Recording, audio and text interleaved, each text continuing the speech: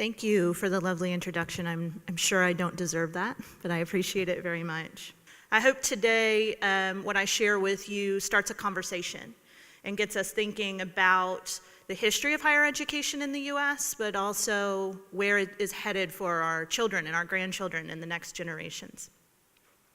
Okay, because I have been working in a high school for the last 4 years, I've picked up a few tips and tricks for making presentations like this.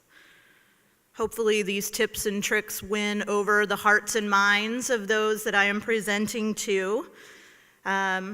Normally, that's an audience of 15 to 18-year-old teenagers. Obviously a different group today. Time will tell which audience is tougher. Let's look a bit about why I'm here.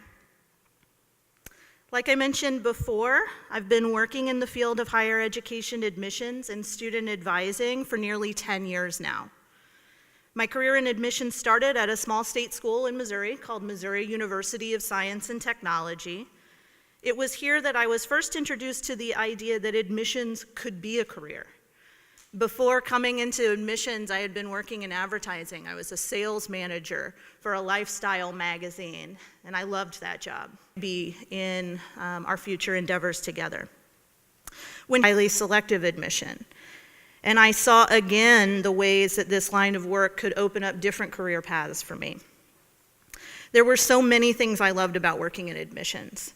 I loved that I felt like I was in a job that played on my natural skills. I loved talking to people, right? I loved being a salesperson. And oddly enough, I don't mind standing in front of a group of people and giving presentations about myself or what I know or my expertise. But the thing that kept me coming back for more every year was that in admissions I did feel, more than I had in any other job, that I was doing good work. And when I sat in a committee room at Rice and debated the reasons that certain students should be admitted for the coming fall term, I knew I was doing the work that I needed to do, but something certainly was still missing. And what I learned about admissions at a highly selective university is that you get further and further away from the actual student that you're talking about. They become stats and figures on a piece of paper and not a person that you know anymore. And so when I learned those things and when I got sick of seeing a queue of 2,000 applications left for me to read every fall, I thought about branching out. And in 2014, I moved to the Village School on the west side of Houston. It was the best career decision that I've ever made. Since starting at the Village, I've had the enormous good fortune to work directly with some of the most life-changing young people that I would have never met had I stayed in admissions. This group here in the photo is my favorite class, not because one of them is the child of some people in the audience today, but because they were the first group of students that I really got to know when I came to Village. And they were a small group of students who solidified for me that maybe I had made the right decision in coming to a high school. Since joining the Village School, I have helped at least 200 students secure a university choice after high school. I have learned with them the strengths and weaknesses of universities and colleges around the US and internationally. And I've watched the landscape of higher education change over the last 10 years in some pretty meaningful ways. Okay, and this brings me to the second thing that I've learned working in a high school and giving presentations to students. You have to let your audience know what the learning objectives are going to be for the day, why we're here, what's the point, what are we going to learn. This is also going to be a slide that we keep checking in with so you can tell when I'm almost finished and we're about to have a break. So first we're going to go back and look at some of the most common problems or complaints that I hear leveled at American higher education system on a regular basis. Some of them I agree with a great deal. Others, not so much. We're going to look at the way we choose to discuss the issues that surround the higher education system in America. Then I'm going to share with you a brief story about my family. I hope that you'll indulge me in that. I think it's a great story. Of course, they're my people. But I think it's also a great story because it highlights the way higher education can change generations and how the focus and preparation of higher education training has changed in America over time. Finally, we're going to close with trends that I believe we will see in higher education in the future, which can only help us to prepare for the next generations that are coming through my application pipeline at Village. Okay, before I head into the problems and complaints directly as I see them, let's take a little informal poll. How many of you have a child in high school in this process? How many of you have already moved a child through high school and on to the university process? Okay. What are you most worried about?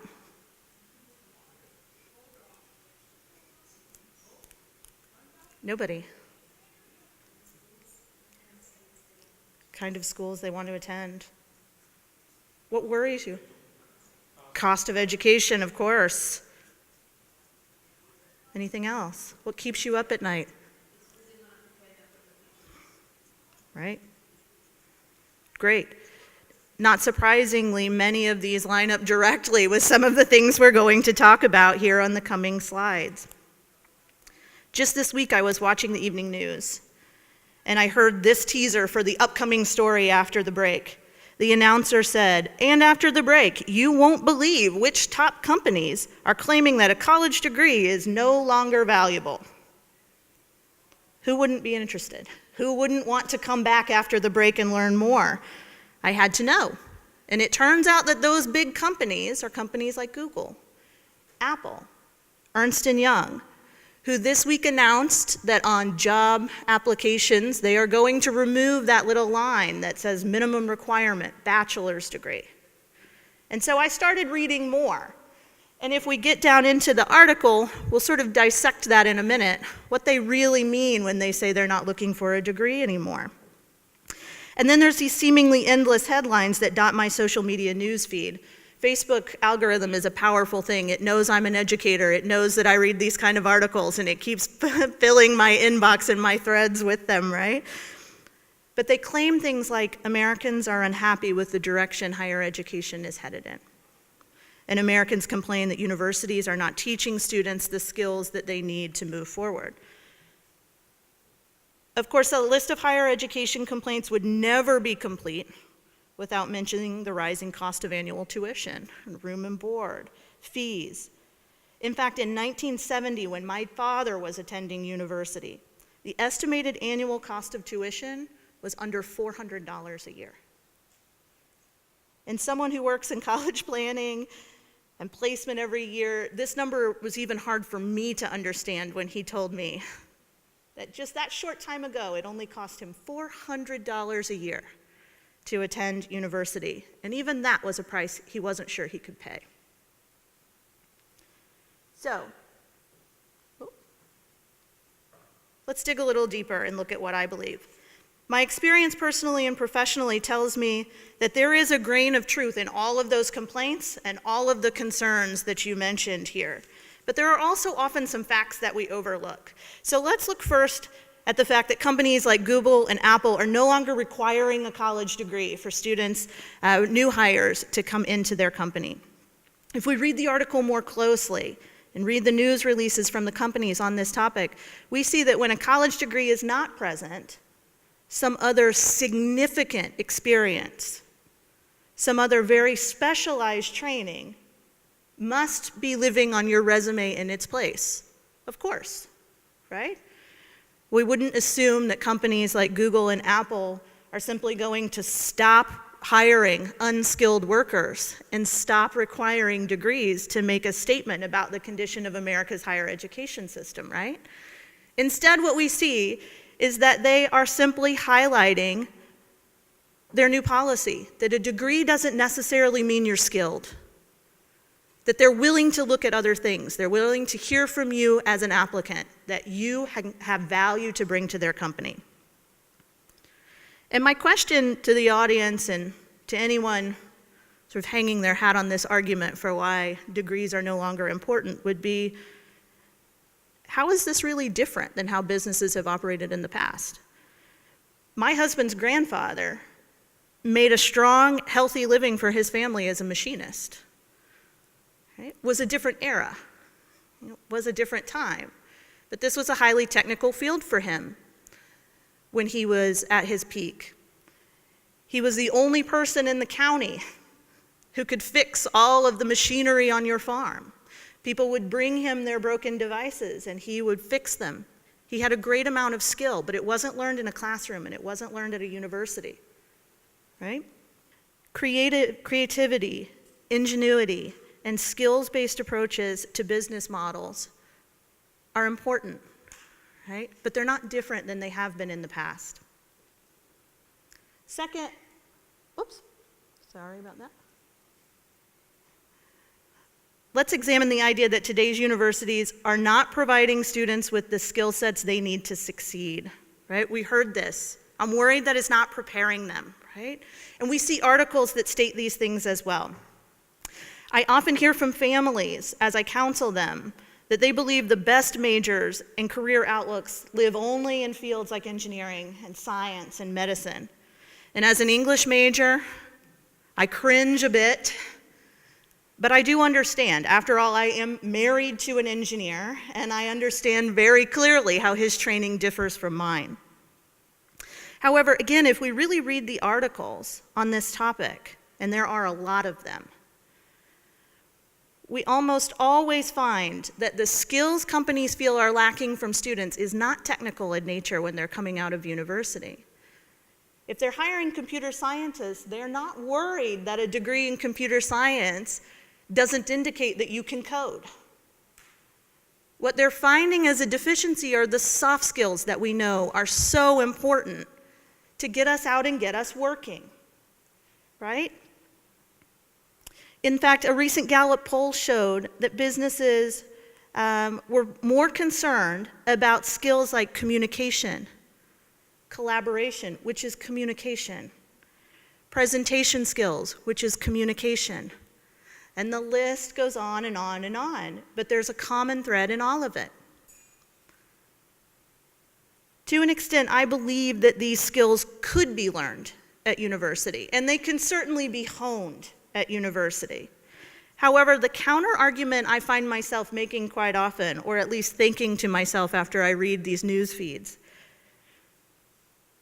is that who is actually responsible for teaching our students these things? Is it a university? Maybe. But as someone who works in a high school and someone who has children of my own, I would argue that to a degree it's my responsibility. Right? As a parent, it's my responsibility. As an educator of high school students, it should be happening at lower ages and lower grade levels, where we're encouraging our students to read everything they can get their hands on because it makes them better communicators. But we encourage them to get up and make their arguments and stand in front of a group and shake hands when you meet someone and work on those skill-building assets that will feed them in their professional careers as we go forward as well. However, I should frame all of this by saying I've never looked at higher education, at least in the initial 4-year degree, as a job skills training program. Right? I'm an English major. So I wasn't going for a technical skills training. I was going for the soft skills. Right? So for me, it's been a bit different.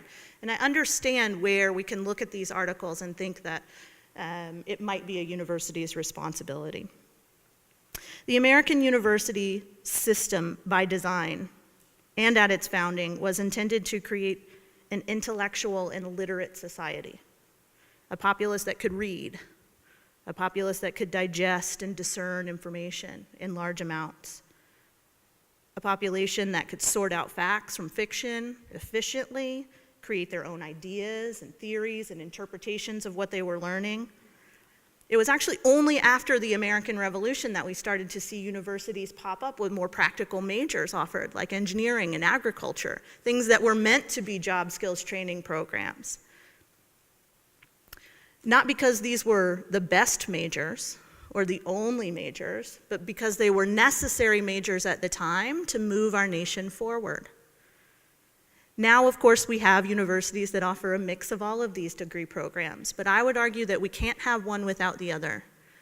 We can't have practical majors and students graduating who can't also learn the soft skills necessary to make them productive members of our communities when they graduate. All right, and this is the big one, the cost of education. And with the other 2 points I've made, you can tell I've argued back But on the cost of education, I'm with you. This is a simple one. It's just too darn expensive. The cost of education tuition has outpaced income increases over the last 30 years by 40%. Tuition costs have increased over 200% in that same amount of time. And something has to give. This is one of the areas that I think we will see the greatest change moving forward in the American educational system. And we'll look at how I think universities are going to start structuring differently to limit cost for the consumer. Largely, this has happened because of a willingness to sacrifice for each other, but it has demonstrated the power of higher education and its ability to impact family outcomes. It also, to me, is an embodiment of the American dream. The idea that regardless of race, gender, socioeconomic background, you can gain access to an education that can change your family's legacy. And that brings us now to our final learning objective today. Where is this all going, and what does the future of university admission look like? Well, we can't know exactly for sure, but there are certain trends that we've been watching rise to importance over the last 3 to 5 years. And all of them, in some way, at least for me, looking at them from the outside, show that the American dream might be changing just a bit as well. The idea of higher education might be changing just a bit.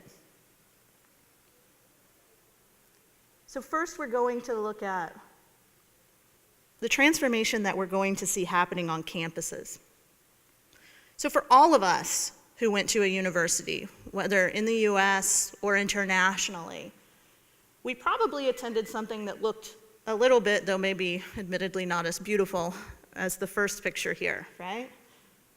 The University of Missouri does not look like Harvard, but I went to a traditional campus. My husband went to a traditional campus. We lived there. We lived in the dorms. We ate the food. We met our friends there. We met each other there, right? But this is changing. In my time advising students, I have seen the rise of more universities similar to this one here, and this picture admittedly is not great, because they don't have a physical campus.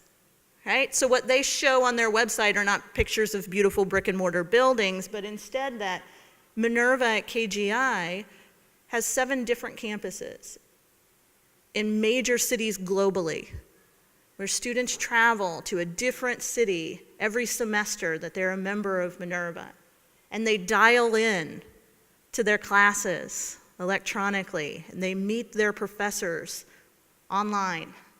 These are all very different things than any of us have experienced. But this is the way that this is going, right? This is going to be hard for families, parents, grandparents to accept. Parents find it hard to believe that their teenager, who's now living in Tokyo for a semester, is going to make sure and dial into that classroom at noon every Tuesday and take their class and turn in their homework and do their assignments. But this is a different generation. These are kids that have different priorities. They are always connected. And so while it's difficult for us to understand maybe how these campuses could survive or be an option, they are thriving. And it's something we need to be prepared for.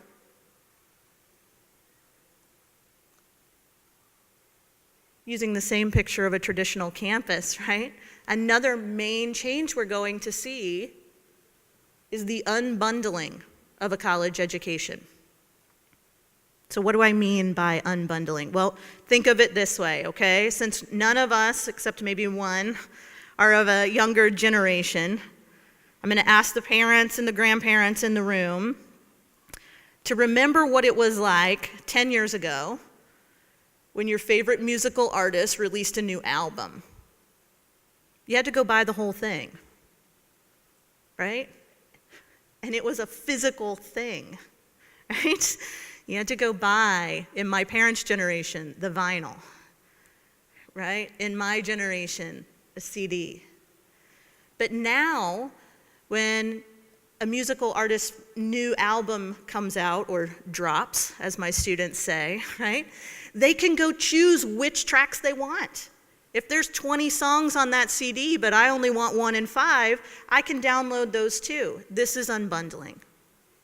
It's been happening in different fields for a long time, but we're going to see it moving into a university forum. By unbundling the college experience, what we're going to see come out are things like smaller microdegrees, which are really specialized training programs. Students will be able to spend less time at university, less money in pursuit of the skills that they need to apply to those companies like Google and Apple and Ernst & Young that aren't requiring a formal degree of them anyway. This is going to be the response to that headline I heard earlier this week, that these companies don't need a traditional degree from you anymore. So what they're going to start doing is providing you very targeted education for shorter periods of time to make you employable. Traditional college campuses, by the way, will still exist, right? But many will have a new view and process of education. They will focus on skills-based learning, but they'll also still have traditional programs like the one that I experienced as an English major. But in most cases, that traditional education is going to remain something for the elite, for people who have the privilege to spend 4 years at higher education and not focus on programs that simply provide the unbundling.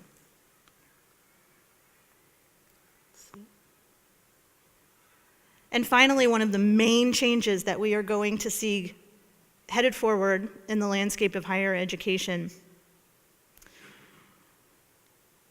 will be the rise of more junior colleges. Has anyone attended a junior college? My husband started at a junior college. Yep, okay. Junior colleges aren't new.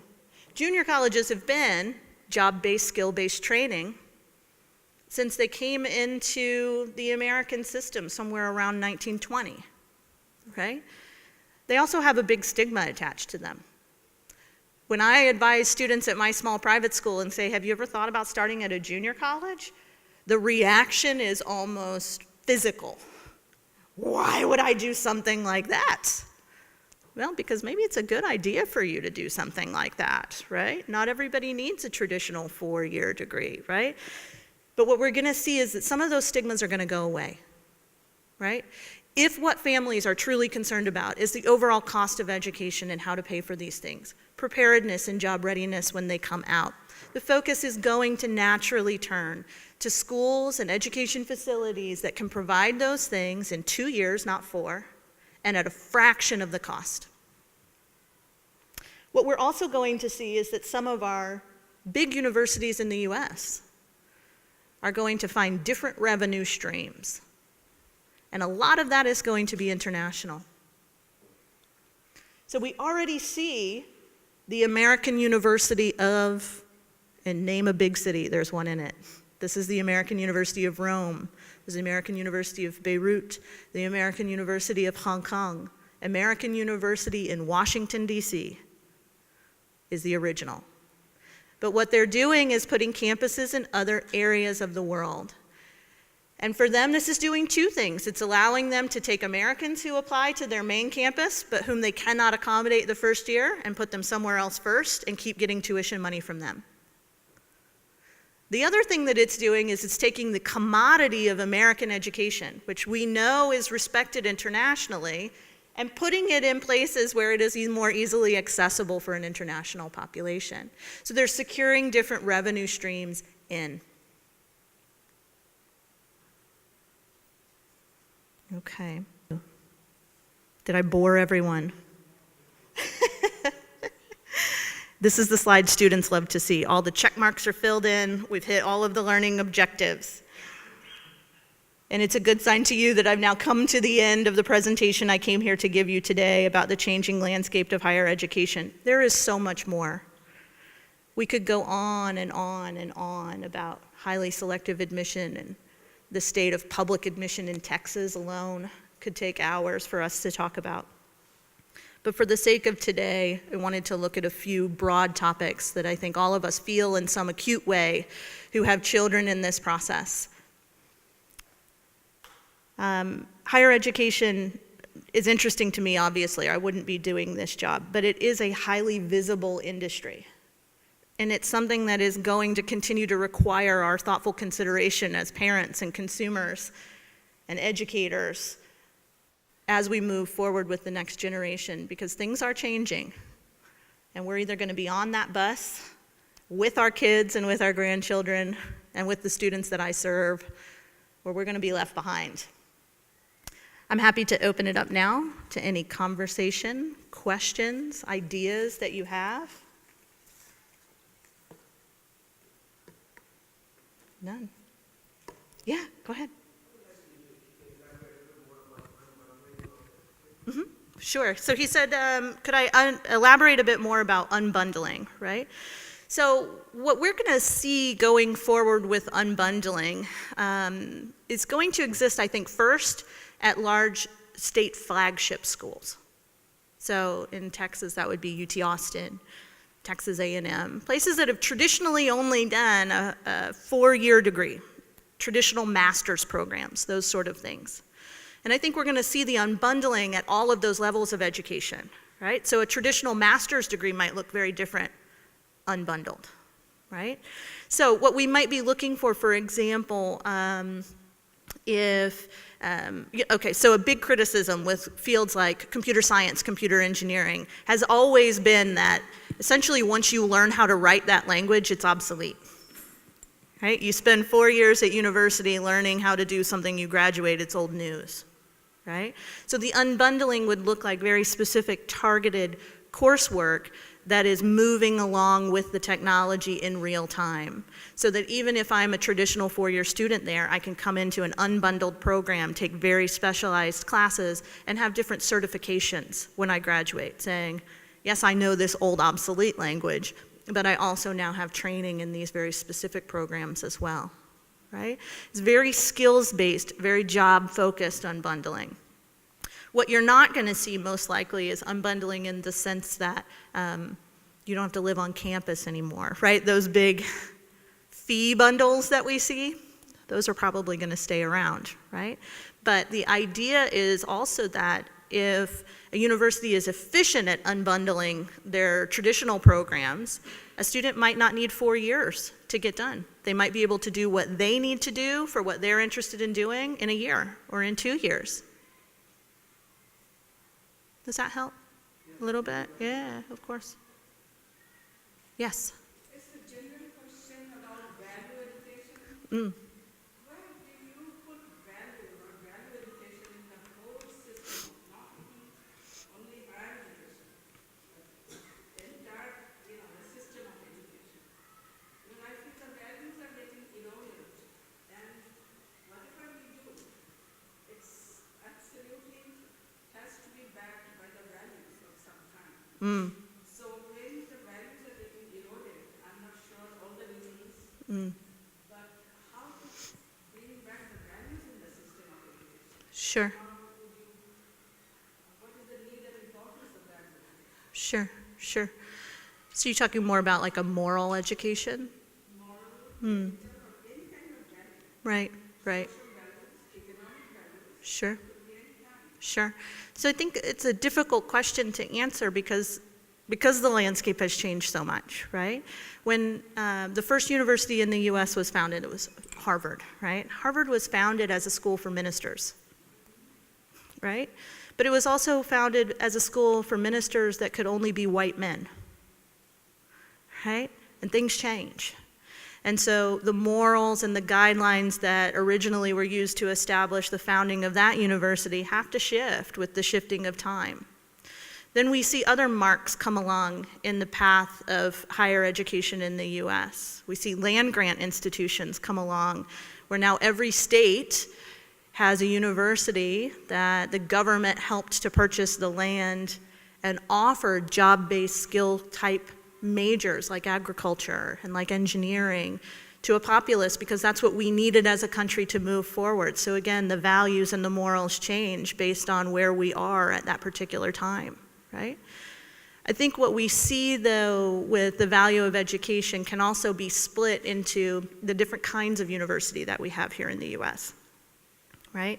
What we'll see, and if you've had a student go through this process, you may know this more acutely than others, is that typically the state universities, like the UTs and the A&Ms, they are more likely to offer you degree programs in more practical things, right? I mean, Texas A&M is Texas Agriculture and Metallurgy, right? So it's focused on those kind of programs. But if you look at what happens at places like Harvard, Princeton, Yale, Dartmouth, those original universities that were founded as schools for ministers, right, based on religious affiliation, the education is different. It's more philosophical, right? It's more meant for higher order thinking and academia, right? It produces professors, not engineers, right? So the morals and the guidelines are different at each of these places, right?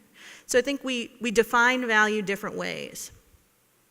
Going forward, I think the main definition of value, at least in the short term, is going to be return on investment. Right? Because if the price of education keeps going up like it is, the populace is going to be most concerned and most acutely focused on how much is this going to cost me, how much am I in for 4 years, and how long is it going to take my student to at least break even on the other end, right? Other universities are not going to be concerned with that. Harvard is never going to be less than $50,000 a year to attend, right? Because they've already set that benchmark, and they've got enough people who are willing to pay it, and it can continue to be a university for the elite. It can, right? It can survive that way. A place like Texas A&M cannot. And so that's why we're going to see it turn into more unbundling, right? More focus on return on investment and job specialized skills, those sort of things, right? I think one of the major differences as well that's changed in the last 20 years probably. You know, when I went to university, my parents were never talking about return on investment. They were never talking about what are you going to do when you get out, right? What is your job prospect? I think they sort of trusted me that I would figure it out, right? Which is very flattering. They probably shouldn't have, right? It took me a little while to figure that out and to get it sorted. But to my parents, education was about showing that you could learn, right? It was about proving to whatever that next employment step was that you were smart, you were capable, you could commit to something, you could stay in for the long haul, and you could learn anything. That's changing now. And that's been just in my time, I think. Yeah, so how do we bring it back? I think you identify what your morals are and what your educational goals and aspirations are, and there are universities that can fit within that for every student.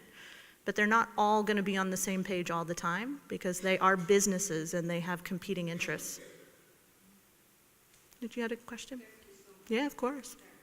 I was wondering how do you see the private enterprises, private businesses sharing a space with the higher education institutions? So Thiel Foundation that says, you know, don't go to college, we'll fund you, and you know, you get the education. And we see, you know, even at the lower levels of education, elementary, secondary schools, coding schools, and things like that. Yeah. These are all businesses that are very good at selling the ROIs, you know, saying what you pay for is the return you will get, and you are, you know, workforce ready. That's right. So do you see partnerships happening, or do you see, you know, each of these higher education institutions versus the businesses trying to get more of the market share of the higher education space? Yeah, the partnerships are going to continue, right? So I think the biggest one that came out, headline-wise at least, was a partnership between Purdue University and Kaplan, which is a test prep company, right? A privately owned test prep company has now entered into partnerships in higher education, right? We're going to see more of that. Partly because there are practical elements to it that make a lot of sense, right? The things that you were mentioning, coding camps, right? Those very specialized programs. it does make sense that universities who are looking to do this unbundling would create those partnerships so that they're not reinventing the wheel on putting in these very targeted programs. They're partnering with companies that have a record of doing that already, right? The other reason we're going to see that, especially with private universities, is that they need to secure other revenue stream. They need it, right? There are something like 3,000, 4,000 universities and colleges in the US alone, right? And those ones that we all know and that we can name really quickly off the top of our head, they're not in this boat, right? They're going to be fine. Their revenue stream is secured for the long term. But some of the smaller private schools, Purdue, right? Case Western, I wouldn't doubt, will have some of these kind of partnerships going forward as well. Rose-Hulman, where my husband went to school, Missouri University of Science and Technology, which is actually a public school, but we'll build a partnership like this. We're going to see those partnerships start to come into play for the practicality, but also for the revenue stream security. That's the way it's going as well. We're just going to see more of it. And I think that there's a lot going on in higher education law and government right now, government regulation, deregulation, et cetera. Once some of those things settle out, then I think we'll see universities being more comfortable to make the partnerships that they need to make to secure their revenues. Yeah, but that's the way it's going, for sure. Mm-hmm. Yeah? I have 2 questions. Yes. You've got a dad voice like I have a mom voice. I can tell. We could hear you without that thing back. Hi, first of all, thank you. Very insightful presentation. I have 2 questions. My first question is, what advice do you give high school students to make sure their applications stand out and hopefully they are selected to the program or the university of their choice? Okay. After this, I'll ask my second question. Okay. Okay. So I think it's a complicated answer. So one thing that my students will tell you is that when they ask me a question, I almost always start with, well, it depends. Because it does depend, right? What would make my application stand out as an English major is going to be very different from what would make my husband's application as a petroleum engineer stand out, right? So the first thing we have to do is sort of like change our lens, right? What is the context in which we are going to be viewed and your application is going to be read? Once we have that sort of in play, then I can give different advice, right? One thing that doesn't make students stand out, maybe we could start there, right? No matter what your major is, sort of common misunderstanding that I get from students is that they have to be well-rounded, right? We get this all the time. I just had a student in my office on Friday, Miss Blue, I haven't had an internship. I don't play a sport. What can I start now? She's an 11th grader, right? Like, why are we doing this, right? That's always my question. Why? Why do you feel that you need to do these things?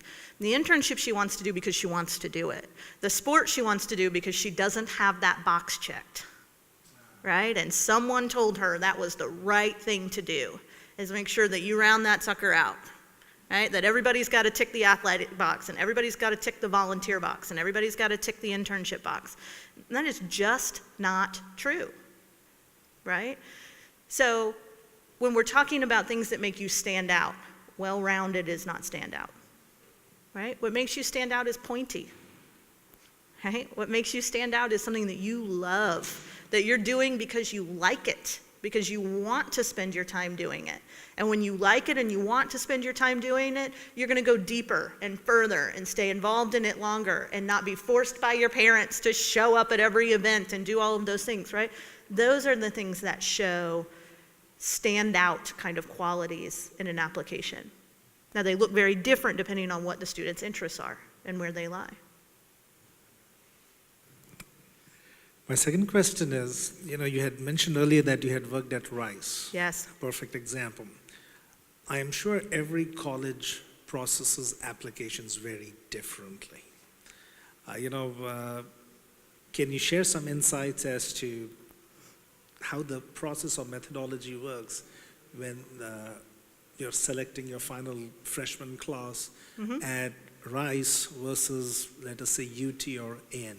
Sure. So the difference mainly in how applications will be reviewed at schools like UT and A&M versus a private, highly selective school like Rice is that UT and A&M make 90% of their decisions on numbers alone.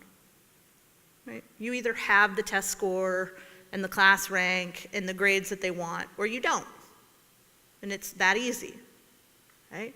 Because for them, we have to think about volume, right? They are the two flagship universities in Texas. They're not the only two, they're just the two that get all of the attention, right? But if you're A&M and you're in the admission office and you're fielding applications from the top 10% of every high school in the state of Texas, it's a lot of applications, right? So when they get that pool of students together, they have to have some kind of internal marks for what's gonna work that year and what's not gonna work that year. And it can change, right? It doesn't have to be the same every single year what those internal marks are. Some years it could be less testing expectation. Unfortunately, it's rarely less testing expectation. It's usually going the other direction, right? We expect more out of their SAT and ACT testing, right? But they make those marks internally and then they follow that rule.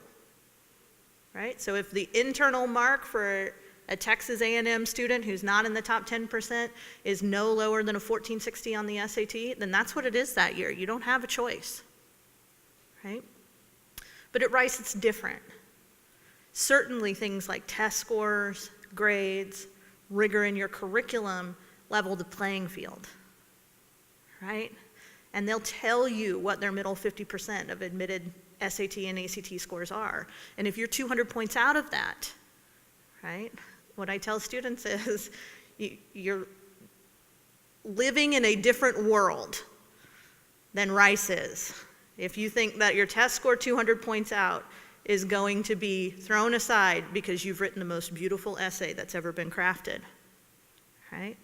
Because those are not going to breathe life back into this application if it's dead, right?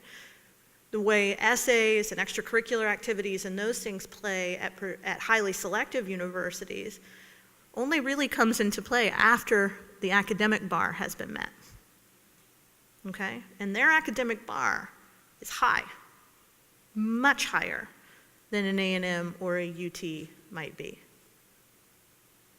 Is that, yes? So when you talk about unbundling, I call it global. And I think that is the way of the future that will go. Most of the people will decide on, cost would be one of the things, but it will be more of a choice, Yes. depending upon the nature of the program, who the faculty is, what is the value that brings. Yes.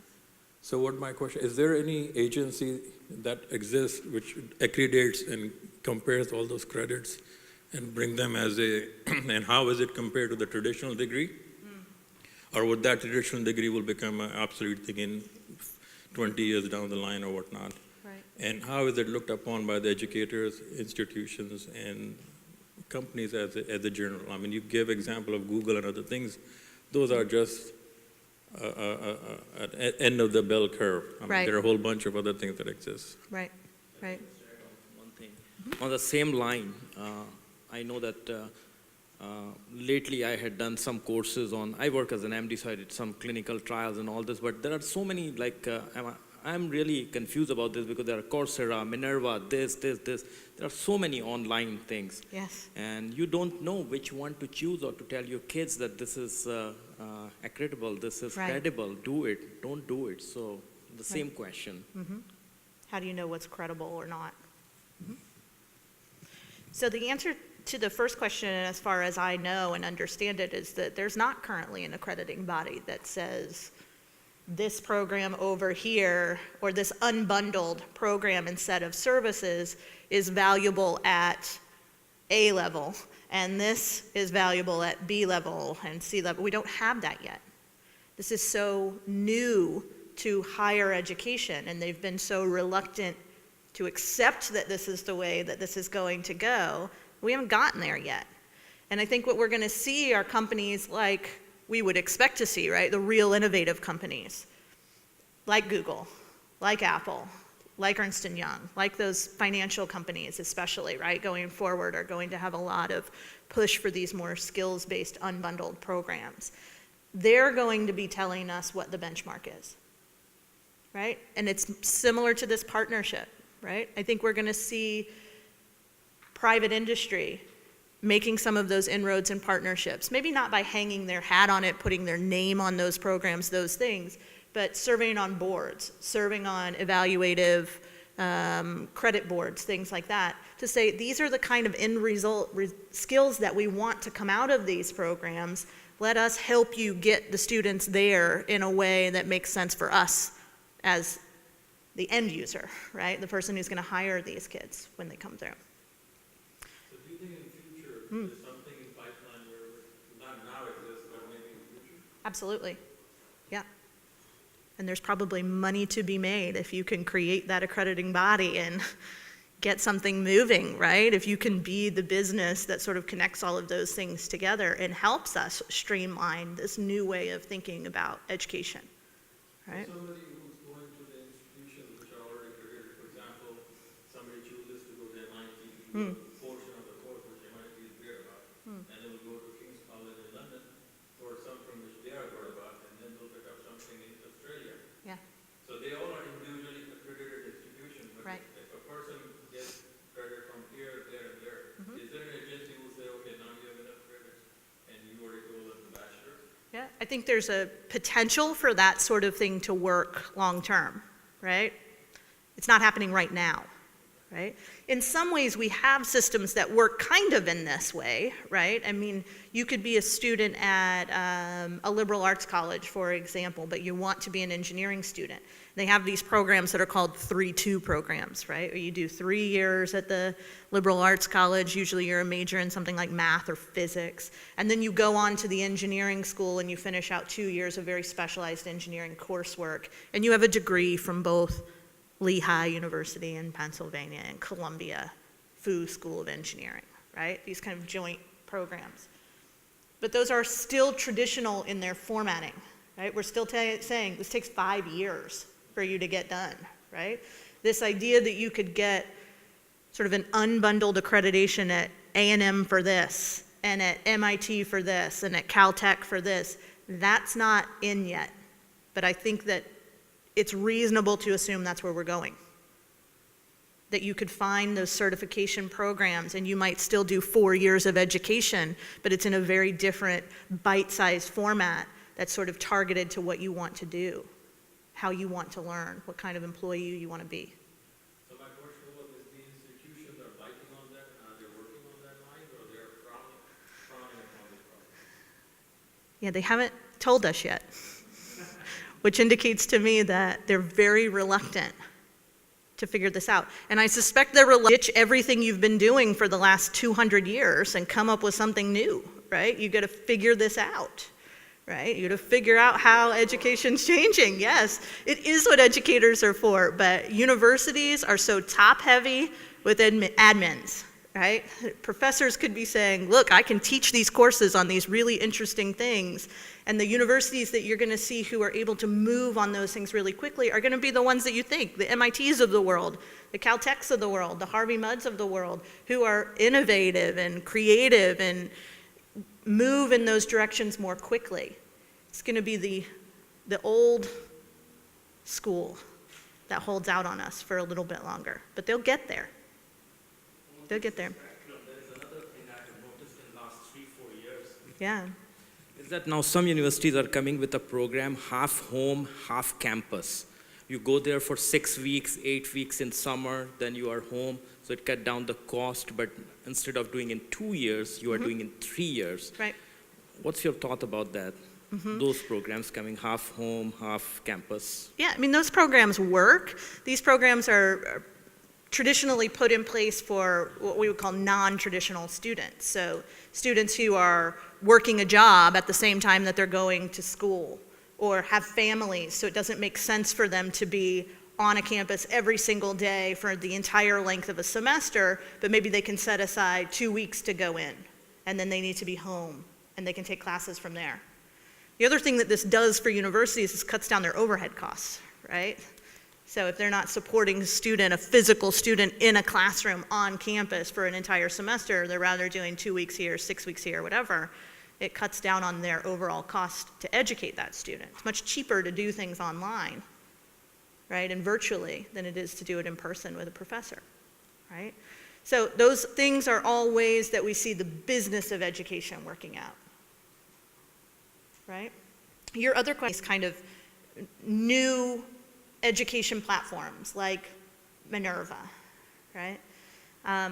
And I'll tell you, it's hard. Minerva came to me at the Village School 3 years ago, and I didn't take the meeting, right? Because they were saying, look, we're a different kind of school, right? And our students don't have classrooms, and they live in London, and they live in San Francisco, and they go to Tokyo, and they go to, like whatever, right? Like, I couldn't get on that train that early.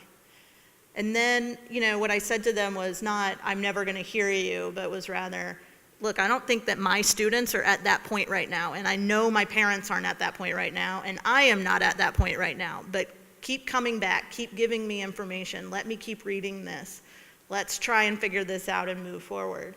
And sure enough, it's become something pretty remarkable.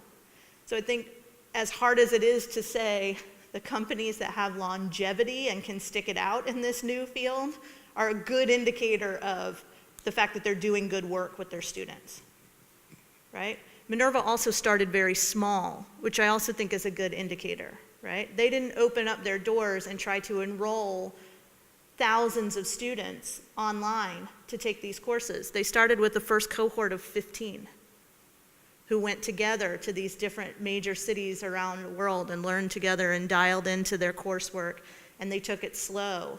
And then they were able to show us the results that came from that first 15 kids. Where are they working now? What kind of jobs did they do? What kind of internships were they able to secure in each of the different cities around the world that they took part in? You have to be careful, because there's a lot of companies out there that are taking your money, right, and giving you an education or a course online, but it's not accredited, right? It doesn't have a value to it in the sense that it wouldn't be recognized, right, by an employer or something like that. You do have to be careful. I think if you keep asking questions, you keep evaluating them as they come in front of you, you'll start to see which ones rise above the others. Minerva has been that school for me. It's been my learning moment over the last couple of years. There's one in the back, too.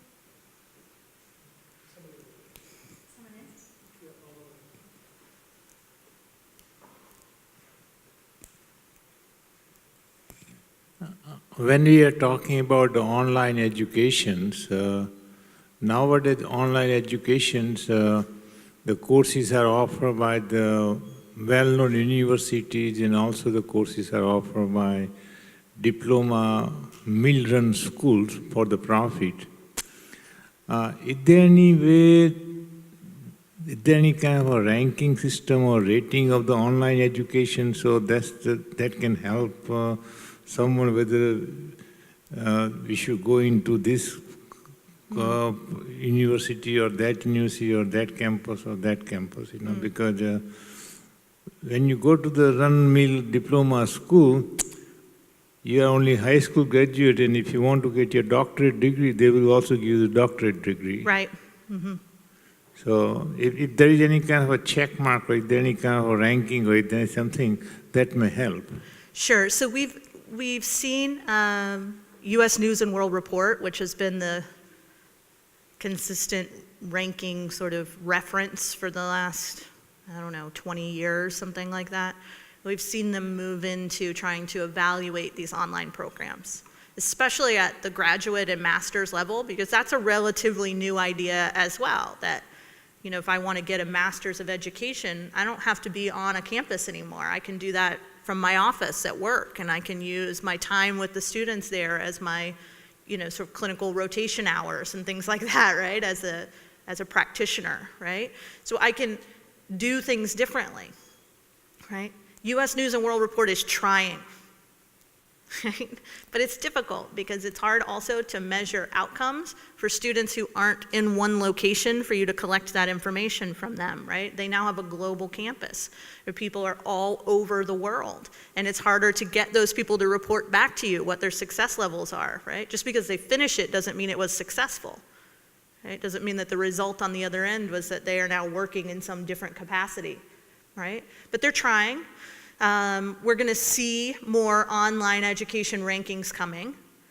The thing that I warn my students about, and I guess we'll warn this group about as well, is that I pay very close attention to what the motivation is for the university. Of course, it's always money. It's always building a different business stream and diversifying their education portfolio.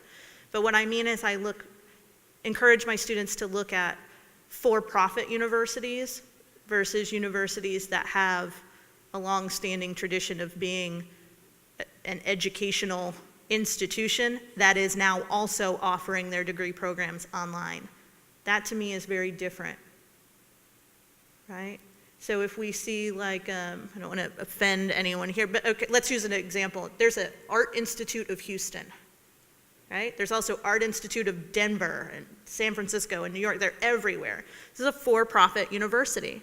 Doesn't mean that no one who graduates from there is successful. They certainly are. But it also costs you upwards of $100,000 to do a 4-year art degree, right? So for me, let's not do that, right? Let's find a school that's not going to put you that far in debt because it's not for profit, right? It can still give you an arts degree, but can also give you a more traditional bachelor's to back up on, right? I would look at it the same way with online education, right? Who is backing this? Whose name is going to be on this when I get done? And if that's a for-profit institution on the other end, I'm wary. Doesn't mean it's not good. I'm just wary of it. Yes, ma'am. Oh, sorry.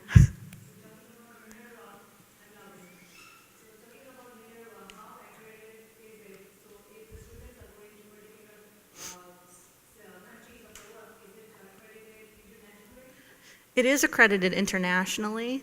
It is also accredited in the US, right? So it is not the equivalent to like an A-level accreditation or an IB diploma accreditation, right? It is different, but the education that happens in those different countries is primarily happening with professors who are back here in the US.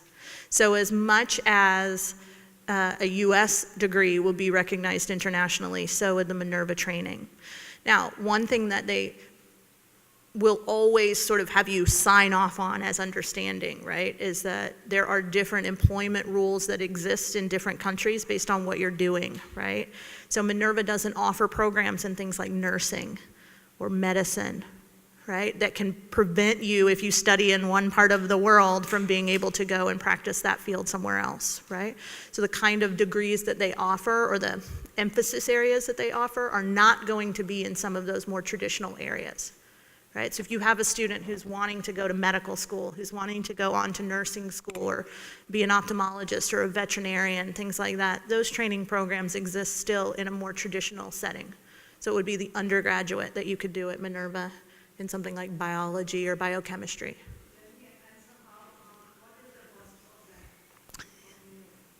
I don't know exactly off the top of my head, but it is less than in-state tuition. It is less than in-state tuition in most cases, right? Or very, very comparable. Yeah. Mm. Mm. Mm. So you want to be, you want to teach medicine internationally. It's probably best that you gain your education in the country that you would like to teach in, right? That would probably be the safest way. Minerva would not be an option that I would push you toward in that case. But I also don't do graduate admission, right? And that's really a graduate level kind of question. So I'd have to defer to the universities in those countries to give you the best option. But traditionally what I've seen with very specialized technical fields, especially in medicine and human health care of any kind, is that it needs to happen in the country that you want to work in primarily. It doesn't mean it's not possible for you to move around with those things. It's just harder. It's just more difficult. Let me back to the traditional one advice which I have heard, and I liked it, but I want to know if your brain as an educator that so much pressure on the students right now, going from high school, college, Yeah. writing essays, admission process, Yeah. is enormous because kids are going through, and I see that.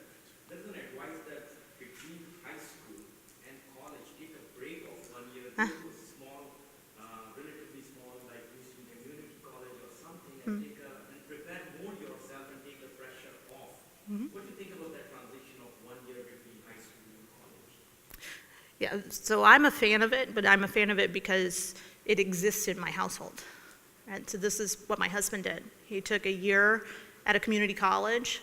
It's called Mineral Area Community College in southeast Missouri, right?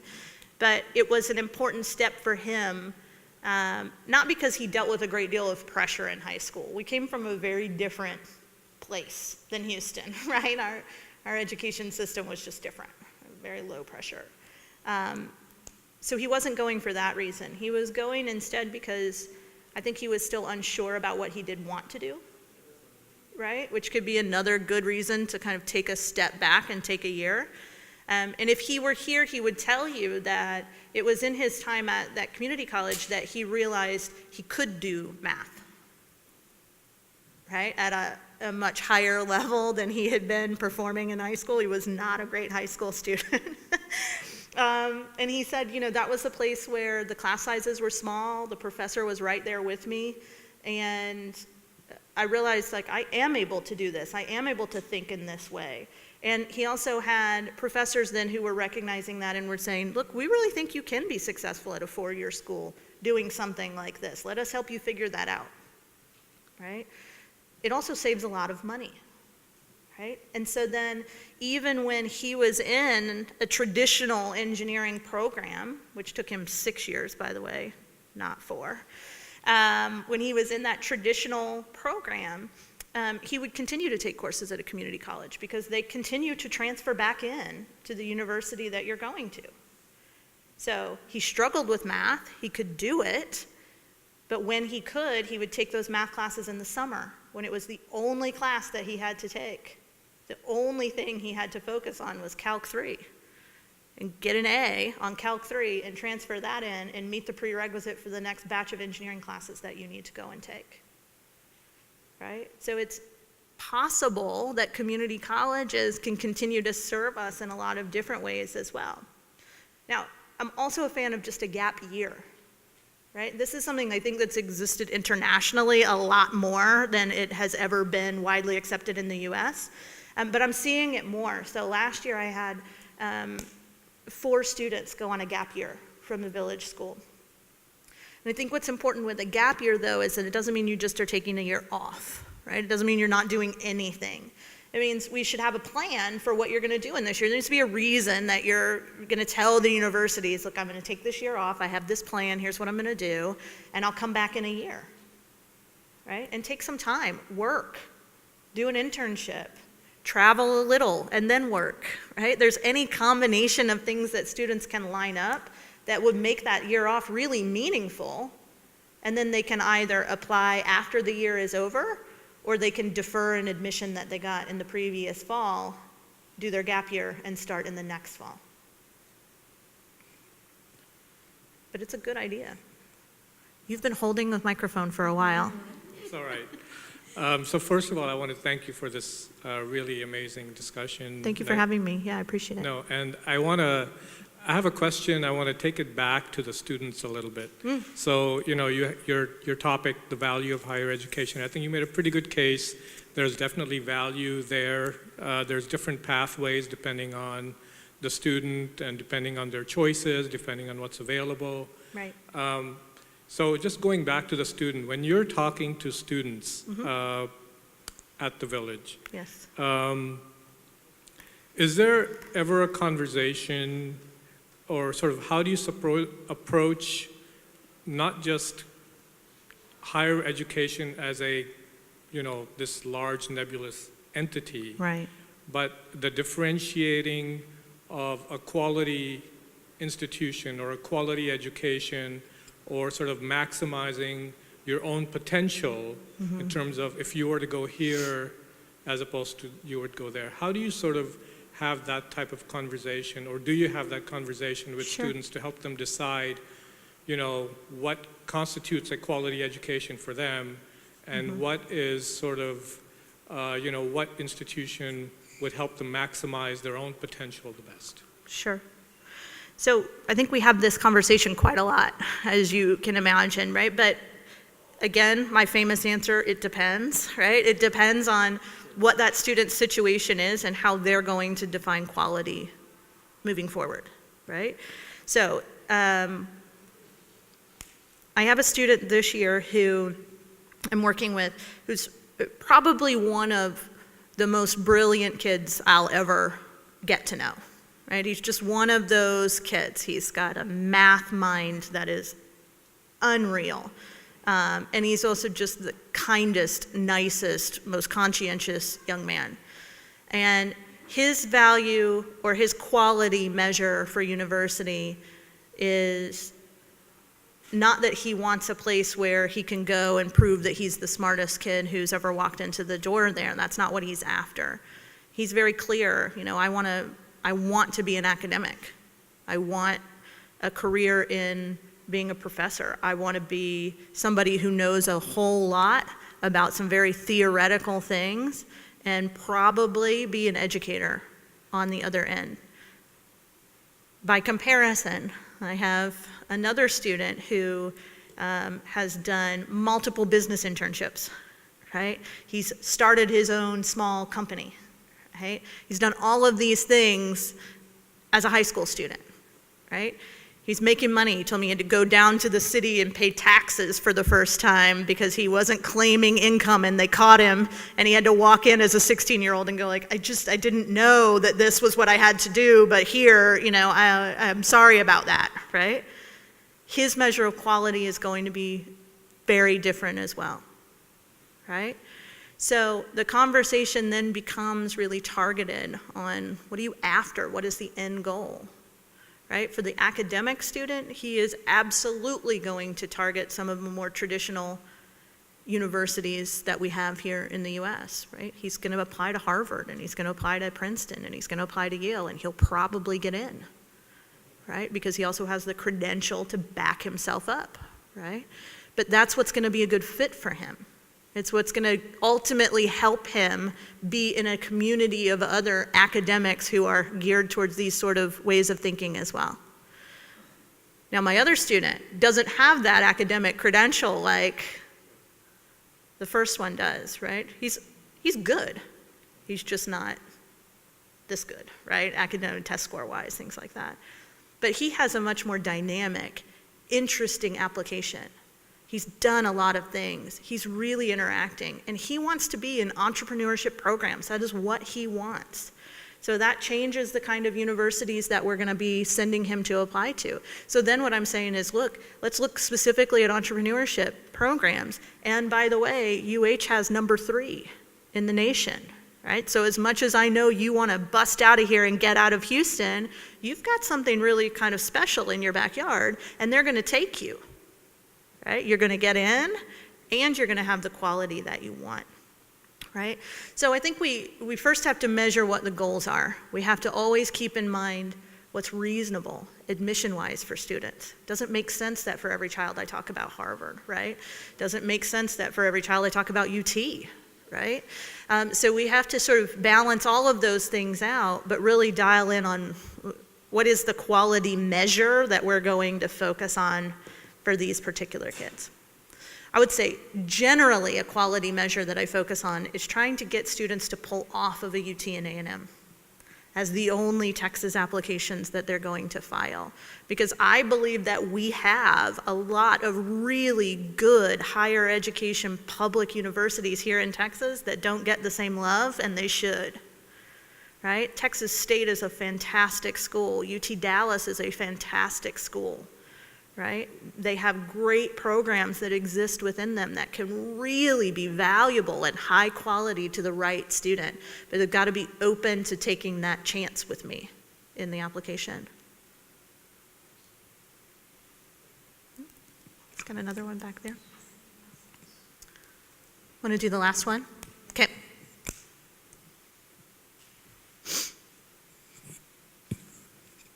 So far, for most of the schools, for the college admissions, they were looking for the SAT score and ACT score, and now some of the universities are saying, we don't need your SAT and ACT score. What criteria they use to evaluate the candidate objectively rather than subjectively, when they don't have any quantifiable score available? Good question. So his question was about, let me just make sure I understand what you're asking. If a school says, a university says, we're no longer going to require the SAT or ACT, what are they looking at then that is equally measurable across all of their applicants, like a standardized test would be, right? So they're looking at many different things usually, but none of them are as standardized as a test would be, right? But that's kind of the point. So when a university pulls off of this requirement for an SAT and an ACT, they're saying, we don't really need this standardized measure anymore because we don't think it's working. We don't think that a high test score on the SAT or the ACT is indicative of success here on our campus. We think there's other things that could be more subjective that are better predictors of success in the long term. Now, one thing that you don't see them move away from very often are grades, right? So if they're not requiring a test score, they are almost always still saying, we want to see your transcript and your grades. Because what we know when we look at sort of the studies that happen on things like SAT and ACT as they relate to your rank in your class and your GPA and those things, is that there's not the same correlation you might think, right? We have plenty of students at Village who are in the top 10% or top 25% of our school who have great grades and a fantastic academic record who can't break a 1300 on the SAT. The long-term best predictor of your success at university is not an SAT or an ACT. It's your GPA, because that's our measure of your success over time, your ability to hang in there, work hard, stick it out over time. So you're going to see these universities still requiring that. But what they supplement in instead of the test is often more writing. So they're going to ask you for more essays, as an example, and those are absolutely subjective. Some of them have started asking for video supplements that come with the application. Those are absolutely subjective, right? They're asking for different things, portfolios, right? Resumes, more writing.